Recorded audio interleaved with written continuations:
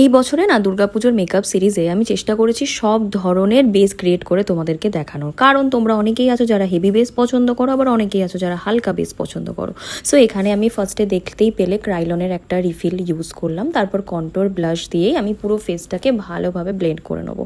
বেসটা খুবই সিম্পল হালকা, বাট স্টিল এটা কিন্তু ফুল কভারেজ লাগে। হ্যাঁ, আর আজকে আমি যে লুকটা ক্রিয়েট করছি এটা নাইট টাইম লুকের জন্য, তাই জন্য আমি বেসটাকে ফ্ললেস আর একটু পরিমাণে হাইলাইটার ইউজ করছি যাতে এটা সফট আর একটু ডুই লুক দেয়।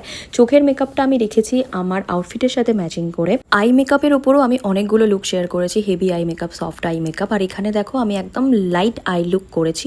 শুধু পপ আপ কালার হিসাবে আমি এখানে ব্লু কাজল লাইনার ইউজ করেছি, আর তোমরা চাইলে অন্য কালার এখানে ইউজ করতে পারো। আর লিপস্টিকটা সম্পূর্ণ তোমাদের চয়েসের ওপর, মানে তোমাদের আউটফিটের সাথে যেরকম যাবে সেরকম। তোমরা যারা আমার মেকআপ ফলো করো তোমরা জানবে আমার নিট অ্যান্ড ক্লিন বা স্টিল গ্ল্যামারাস লুক প্রচণ্ড পছন্দ। আশা করছি আজকের লুকটাও তোমাদের খুব ভালো লেগেছে।